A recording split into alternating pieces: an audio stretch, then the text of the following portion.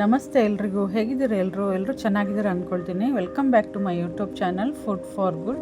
ಇವತ್ತಿನ ನಮ್ಮ ವಿಡಿಯೋದಲ್ಲಿ ನಾನು ಹೇಳ್ಕೊಡ್ತಾ ಇದ್ದೀನಿ ಮನೆಯಲ್ಲೇ ತುಂಬ ಸುಲಭವಾಗಿ ಐಸ್ ಕ್ರೀಮ್ನ ಹೇಗೆ ಮಾಡ್ಕೊಳ್ಳೋದು ಅಂತ. ಇದಕ್ಕೋಸ್ಕರ ನಾನು 1 ಲೀಟ್ರು ಹಾಲನ್ನ ತೊಗೊಂಡಿದ್ದೀನಿ. ನಾನು ಬ್ಲೂ ಪ್ಯಾಕೆಟ್ ತೊಗೊಂಡಿದ್ದೀನಿ. ನೀವು ಬೇಕಿದ್ರೆ ಆರೆಂಜ್ ಆದರೂ ತೊಗೊಳ್ಬೋದು, ಯಾಕಂದರೆ ಅದು ಸ್ವಲ್ಪ ದಪ್ಪ ಇರುತ್ತೆ. ಈ ಬ್ಲೂ ಆದರೆ ಸ್ವಲ್ಪ ತೆಳು ಇರುತ್ತೆ ಹಾಲು, ಅದಕ್ಕೋಸ್ಕರ ಹಾಲು ದಪ್ಪ ಇದ್ದಷ್ಟು ಒಳ್ಳೆಯದು. ನಾನು 1 ಲೀಟ್ರ್ ಹಾಲನ್ನ ತೊಗೊಂಡು ನೋಡಿ ಈ ಥರ ಪಾತ್ರೆಲಾಗಿ ಚೆನ್ನಾಗಿ ಕುದಿಸ್ಕೊಳ್ತಾ ಇದ್ದೀನಿ. ಈ 1 ಲೀಟ್ರ್ ಹಾಲಿರೋದು ಅರ್ಧ ಲೀಟ್ರ್ ಹಾಲು ಆಗಬೇಕು. ಅಷ್ಟು ಹೊತ್ತು ನಾವು ಮೀಡಿಯಮ್ ಉರಿಲಿ ನಿಧಾನಕ್ಕೆ ಕುದಿಸ್ಕೊಳ್ಬೇಕು. ಕೆನೆ ಕಟ್ಟಕ್ಕೆ ಬಿಡಬಾರ್ದು. ನೋಡಿ ಈ ಥರ ಸೌಟ್ ಆಗ್ತಾ ಕುದಿಸ್ತಾ ಇರಬೇಕು.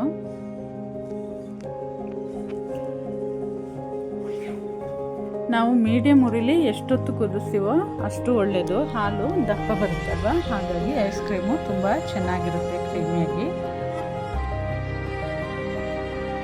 ನೋಡಿ ಈ ಥರ ಕುದೀತಾ ಇದ್ದಂಗೆ ಸೌಟ್ ಹಾಕ್ತಾ ಇರಬೇಕು. ಒಂದು ಸ್ಪೂನ್ ತೊಗೊಂಡು ನಾನು ತಿರುಗಿಸ್ತಾ ಇದ್ದೀನಿ. ನೋಡಿ ಇದು ಕೆನೆ ಕಟ್ಟಕ್ಕೆ ಬಿಡಬಾರ್ದು. ನಿಧಾನಕ್ಕೆ ಇದೇ ಥರ ಕುದ್ದು 1 ಲೀಟ್ರ್ ಹಾಲಿದ್ದು ಅರ್ಧ ಲೀಟ್ರ್ ಹಾಲಾಗಬೇಕು. ಅಷ್ಟೊತ್ತು ನಾನು ಕುದಿಸ್ತಾ ಇದ್ದೀನಿ. ಹಾಗೆ ಈ ಕಡೆ ಒಂದು ಕಪ್ಪಲ್ಲಿ ಹಾಲನ್ನ ಫಸ್ಟೇ ನಾನು ಎತ್ತಿಟ್ಕೊಂಡಿದ್ದೀನಿ, ಒಂದು ಅರ್ಧ ಕಪ್ನಷ್ಟು. ಅದಕ್ಕೆ ಕಸ್ಟರ್ಡ್ ಪೌಡ್ರನ್ನ ಹಾಕ್ಕೊಳ್ತಾ ಇದ್ದೀನಿ. ಒಂದು 3 ಸ್ಪೂನ್ನಷ್ಟು ಕಸ್ಟರ್ಡ್ ಪೌಡ್ರು ಹಾಕ್ಕೊಳ್ತಾ ಇದ್ದೀನಿ ನಾನು. ಇದು ಬಿಸಿ ಇರೋ ಹಾಲಿಗೆ ಹಾಕ್ಕೊಂಡ್ರೆ ಗಂಟು ಬೀಳುತ್ತೆ, ಅದಕ್ಕೋಸ್ಕರ ನಾನು ತಣ್ಣಗಿರೋ ಹಾಲನ್ನ ಫಸ್ಟೇ ಎತ್ತಿಟ್ಕೊಂಡಿದ್ದೀನಿ. ಅದನ್ನ ಇವಾಗ ಅದಕ್ಕೆ ಕಸ್ಟರ್ಡ್ ಪೌಡ್ರ್ ಹಾಕ್ಕೊಂಡು ನಾನು ಮಿಕ್ಸ್ ಮಾಡ್ಕೊಳ್ತಾ ಇದ್ದೀನಿ. ನಿಧಾನಕ್ಕೆ ಇದು ಗಂಟು ಆಗ್ದಂಗೆ ಮಿಕ್ಸ್ ಮಾಡ್ಕೊಳ್ಬೇಕು.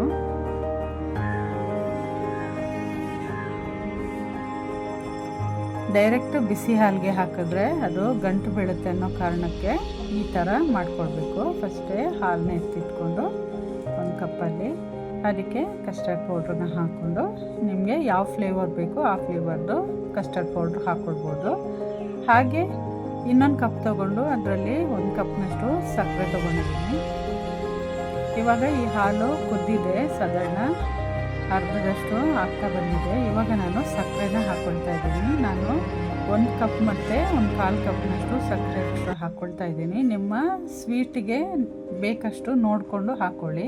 ಸಾಧಾರಣವಾಗಿ 1 ಕಪ್ ಸಾಕಾಗುತ್ತೆ ಸಕ್ಕರೆ. ನಾನು ಇನ್ನೊಂದು 1/4 ಕಪ್ನಷ್ಟು ಎಕ್ಸ್ಟ್ರಾ ಹಾಕ್ಕೊಂಡಿದ್ದೀನಿ. ಅದು ತುಂಬ ಸ್ವೀಟ್ ಆಗುತ್ತೆ. ನೀವು 1 ಕಪ್ ಹಾಕ್ಕೊಂಡ್ರೂ ಸಾಕಾಗುತ್ತೆ ಸಾಮಾನ್ಯವಾಗಿ. ನೋಡಿ ಈ ಥರ ಸಕ್ಕರೆ ಹಾಕ್ಕೊಂಡು ಮೀಡಿಯಮ್ ಉರಿಲಿ ಕುದಿಸ್ತಾ ಇರಬೇಕು. ಸೌಟ್ ಆಗ್ತಾ ಇರಬೇಕು, ತಳ ಹಿಡಿಬಾರ್ದು ಯಾವುದೇ ಕಾರಣಕ್ಕೂ. ನೀವು ಆರೆಂಜ್ ಕಲರ್ ಪ್ಯಾಕೆಟ್ ಹಾಲು ತೊಗೊಂಡ್ರೆ ಅದು ಸ್ವಲ್ಪ ದಪ್ಪ ಇರುತ್ತೆ ಹಾಲು, ಹಾಗಾಗಿ ನಿಮಗೆ ಬೇಗ ದಪ್ಪ ಆಗುತ್ತೆ ಹಾಲು ಕುದಿಸ್ತಾ.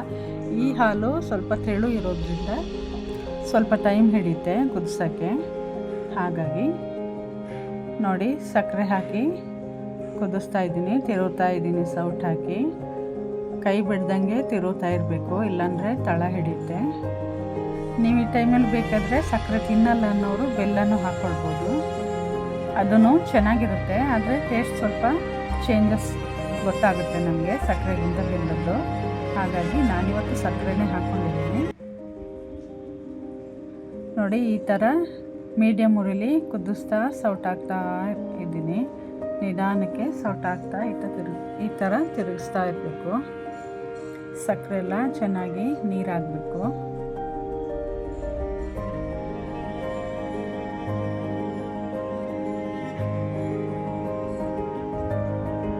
ಹಾಗೆ ಬಿಟ್ಬಿಟ್ರೆ ಒಂದು ತಳೆ ಹಿಡಿಯುತ್ತೆ, ಇನ್ನೊಂದು ಮೇಲ್ಗಡೆ ಕೆನೆ ಕಟ್ಟುತ್ತೆ. ಕೆನೆ ಕಟ್ಟಕ್ಕೆ ಬಿಡಬಾರ್ದು ನಾವು. ಐಸ್ ಕ್ರೀಮ್ಗೆ ಆಗಿರೋದ್ರಿಂದ ಕೆನೆ ಕಟ್ಟಬಾರ್ದು ಹಾಲು. ಹಾಗಾಗಿ ನೋಡಿ ಎಷ್ಟು ಚೆನ್ನಾಗಿ ಕುದೀತಾ ಇದೆ ಅಂತ.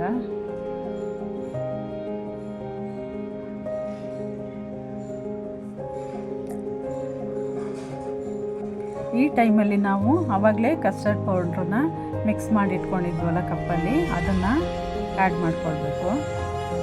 ಇದನ್ನೇ ಆ್ಯಡ್ ಮಾಡ್ಕೊಂಡ್ಮೇಲಂತೂ ಕೈ ಬಿಡಲೇಬಾರ್ದು, ಯಾಕೆಂದರೆ ಬೇಗ ಗಟ್ಟಿ ಆಗುತ್ತೆ,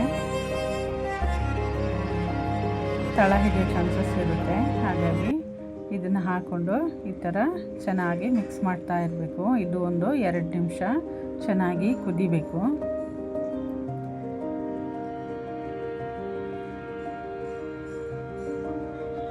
ನೀವು ಬೇಕಿದ್ರೆ ದೊಡ್ಡ ಉರಿಲಿ ಇಟ್ಕೊಳ್ಬೋದು. ನಾನು ಮೀಡಿಯಮ್ ಉರಿಲಿ ಇಟ್ಕೊಂಡು ನಿಧಾನಕ್ಕೆ ಮಾಡ್ಕೊಳ್ತಾ ಇದ್ದೀನಿ, ಯಾಕೆಂದರೆ ತಳ ಹಿಡಿಬಾರ್ದು ಅಂತ. ದೊಡ್ಡ ಉರಿಲಿ ಇಟ್ಕೊಂಡು ಈ ಥರ ಸೌಟ್ ಆಡಿಸ್ತಾನೆ ಇದ್ದರೆ ಏನಾಗಲ್ಲ, ತಳ ಹಿಡಿಯಲ್ಲ.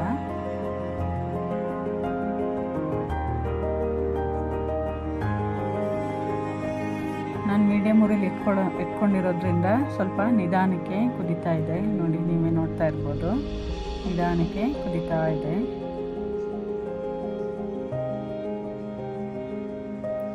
ನಾನಿದಕ್ಕೆ ಯಾವುದೇ ಕ್ರೀಮ್ನ ಬಳಸ್ತಾ ಇಲ್ಲ, ಬರೀ ಹಾಲಲ್ಲೇ ಮಾಡ್ತಾ ಇದ್ದೀನಿ.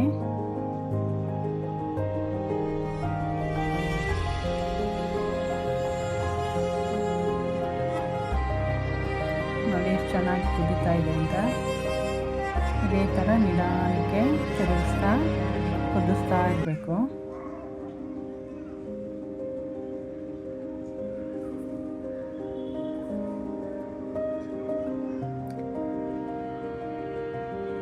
ನಾವು ಎಷ್ಟು ಟೈಮು ಇದನ್ನು ಕುದಿಸ್ತಾ ಗಟ್ಟಿ ಮಾಡ್ತೀವೋ ಅಷ್ಟು ಒಳ್ಳೆಯದು, ನಮ್ಮ ಐಸ್ ಕ್ರೀಮು ಅಷ್ಟು ಚೆನ್ನಾಗಿ ಬರುತ್ತೆ. ಈಗ ಸ್ಟವ್ ಆಫ್ ಮಾಡಿ ಆರಕ್ಕಿಟ್ಟಿದ್ದೀನಿ. ನೋಡಿ, ಇವಾಗ ತಣ್ಣಗಾಗಿ ಈ ಥರ ಈ ಟೆಕ್ಸ್ಚರ್ಗೆ ಬಂದಿದೆ. ಈಗ ನಾನೊಂದು ಮಿಕ್ಸಿ ಜಾರ್ನ ತೊಗೊಂಡು ಅದರಲ್ಲೆಲ್ಲ ಹಾಕ್ಕೊಳ್ತಾ ಇದ್ದೀನಿ. ನಾನೇನು ಇದು ಫುಲ್ಲು ತಣ್ಣಗಾಗಿದೆ, ತಣ್ಣಗಾದ್ಮೇಲೆ ಹಾಕ್ಕೊಳ್ತಾ ಇದ್ದೀನಿ ಮಿಕ್ಸಿ ಜಾರ್ಗೆ. ಹಾಕ್ಕೊಂಡು ಅದನ್ನೊಂದು ಸರಿ ತಿರುಗಿಸ್ತೀನಿ. ನೋಡಿ, ಒಂದು ಸರಿ ಗಿರ್ರ ಅಂತ ಅನಿಸಿದ್ರೆ ಸಾಕು, ಜಾಸ್ತಿ ಏನಾದ್ರು ಮಾಡಬೇಕಾಗಿಲ್ಲ, ರುಬ್ಬಬೇಕಾಗಿಲ್ಲ. ಈಗ ಇದಕ್ಕೆ ನಾನು ಒಂದು ಅರ್ಧ ಸ್ಪೂನ್ನಷ್ಟು ಎಸೆನ್ಸ್ನ ಹಾಕ್ಕೊಳ್ತಾ ಇದ್ದೀನಿ. ನಿಮಗೆ ಯಾವ್ದು ಬೇಕೋ ಅದನ್ನು ಹಾಕ್ಕೊಳ್ಬೋದು. ನಾನು ಬಟರ್ ಸ್ಕಾಚ್ ಹಾಕ್ಕೊಳ್ತಾ ಇದ್ದೀನಿ. ಇವಾಗ ಇನ್ನೊಂದು ಸರಿ ತಿರುಗಿಸ್ತೀನಿ. ನೋಡಿ, ಈ ಥರ ಐಸ್ ಕ್ರೀಮ್ ಡಬ್ಬಗಳು ನಮ್ಮ ಮನೇಲಿ ಇರುತ್ತೆ, ಮೊದಲು ತಂದಿರೋದು. ಅದನ್ನು ತಗೊಂಡು ಅದಕ್ಕೆ ಈ ರುಬ್ಬಿರೋ ಅಂಥ ಐಸ್ ಕ್ರೀಮ್ ಮಿಶ್ರಣನ ಹಾಕ್ಕೊಳ್ತಾ ಇದ್ದೀನಿ. ಒಂದು ಡಬ್ಬದಲ್ಲಿ ಫುಲ್ ಆಯಿತು. ಇದರಲ್ಲಾದರೆ ಕರೆಕ್ಟಾಗಿ ಲಾಕ್ ಆಗುತ್ತೆ, ನೀವು ನೋಡ್ಬೋದು, ಪೂರ್ತಿ ಲಾಕ್ ಆಗುತ್ತೆ. ಅದಕ್ಕೋಸ್ಕರ ಇದೇ ಬೆಸ್ಟ್. ಇದಿದ್ದರೆ ನೀವು ಐಸ್ ಕ್ರೀಮ್ ಡಬ್ಬ ಇದರಲ್ಲೇ ಹಾಕಿಡ್ಬೋದು, ಪೂರ್ತಿ ಲಾಕ್ ಆಗುತ್ತೆ, ಅದರಲ್ಲಿ ಗಾಳಿ ಆಡಲ್ಲ. ಹಾಗಾಗಿ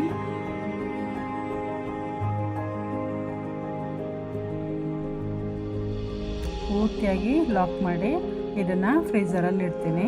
ಆದರೆ ಇನ್ನು ಸ್ವಲ್ಪ ಉಳಿತು, ಅದನ್ನು ಒಂದು ಗಾಜಿನ ಬಾಕ್ಸ್ ಇದೆ ನಮ್ಮ ಮನೇಲಿ, ಅದರಲ್ಲಿ ಹಾಕಿಡ್ತಾ ಇದ್ದೀನಿ. ಅದಕ್ಕೆ ಈ ಥರ ಒಂದು ಪ್ಲಾಸ್ಟಿಕ್ ಏನಾದರೂ ಇದ್ದರೆ ಇಟ್ಟು ಕವರ್ ಮಾಡಿ, ನೋಡಿ ಈ ಥರ ಮುಚ್ಚಳನ ಹಾಕ್ತಾಯಿದ್ದೀನಿ. ಇದು ಯಾಕೆಂದರೆ ಗಾಳಿ ಆಡಬಾರ್ದು ಅಂತ. ಒಳಗಡೆ ಗಾಳಿ ಆಡಿದ್ರೆ ನಿಮಗೆ ಐಸ್ ಪೀಸ್ಗಳ ಥರ ಮೇಲ್ಗಡೆ ಇರುತ್ತೆ. ಅದಕ್ಕೆ ನೋಡಿ, 4 ಅವರ್ ಫ್ರೀಝರಲ್ಲಿಟ್ಟು ತೆಗಿತಾ ಇದ್ದೀನಿ. ಇದು ಪೂರ್ತಿಯಾಗಿ ಗಟ್ಟಿಯಾಗಿಲ್ಲ, ಸ್ವಲ್ಪ ಗಟ್ಟಿಯಾಗಿದೆ ಅಷ್ಟೇ. ನೋಡಿ, ನೋಡ್ತಾ ಇರ್ಬೋದು ನೀವು, ಪೂರ್ತಿಯಾಗಿ ಗಟ್ಟಿಯಾಗಿಲ್ಲ. ಒಂದು 4 ಅವರ್ ಇಟ್ಟಿದ್ದೀನಿ ಅಷ್ಟೇ. ಇವಾಗ ಇದನ್ನು ಮತ್ತೆ ಒಂದು ಮಿಕ್ಸಿ ಜಾರ್ ತೊಗೊಂಡು ಹಾಕ್ಕೊಳ್ತಾ ಇದ್ದೀನಿ.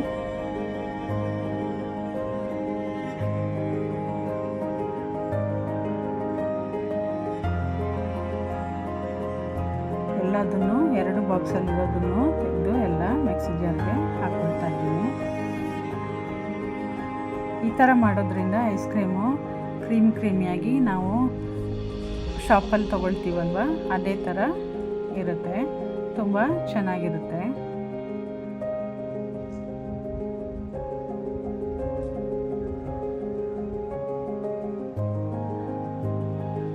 ಇವಾಗ ಇದನ್ನು 1-2 ಸರಿ ಮಿಕ್ಸಿನ ಆಫ್ ಮಾಡಿ ಆನ್ ಮಾಡಿ, ಆಫ್ ಮಾಡಿ ಆನ್ ಮಾಡಿ ತಿರುಗಿಸ್ಕೊಂಡು ಬಂದೆ. ನೋಡಿ, ಈ ಥರ ಟೆಕ್ಸ್ಚರ್ ಬಂದಿದೆ, ನೋಡ್ತಾ ಇರ್ಬೋದು ನೀವು.